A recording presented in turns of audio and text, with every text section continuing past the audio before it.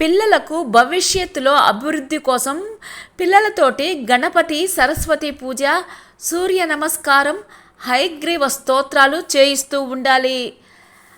పిల్లల భవిష్యత్తు బాగుండడం కోసం వారు క్రమశిక్షణతో మంచి అలవాట్లు, ఆలోచన, విద్య, బుద్ధి కోసం తల్లిదండ్రులు దక్షిణామూర్తిని ఆరాధించాలి. ముఖ్యంగా గురువారం రోజు శివాలయంలో పసుపు రంగు వస్త్రం పైన బియ్యపు పిండితోటి 2 చిన్న ప్రమిదలు పెట్టి నేతి దీపాలు పెట్టి దక్షిణామూర్తి స్తోత్రం చేయాలి. పచ్చి శనగలను నానబెట్టి వాటితోటి దండ తయారు చేసి దక్షిణామూర్తికి వేయాలి. 9 ప్రదక్షిణలు చేయాలి. ఈ విధంగా 9 గురువారాలు చేయాలి.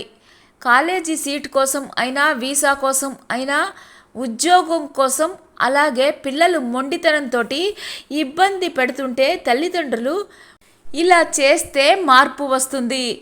పిల్లల కోసం తల్లి అయినా పూజ చేయవచ్చు. ఎవరి కోసం పూజ చేస్తారో వారి షర్టు భుజాన వేసుకొని పూజ చేయాలి.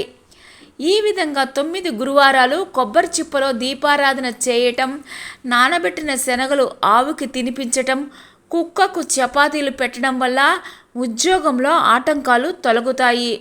ఉద్యోగం లేని వారికి ఉద్యోగ అవకాశం వస్తుంది. ప్రమోషన్లో ఆటంకాలు తొలగిపోతాయి. రాబోయే గండం తప్పుతుంది. పిల్లల యొక్క మానసిక పరివర్తనలో మార్పు వస్తుంది. వ్యాపార సమస్యలు కూడా తొలగిపోతాయి.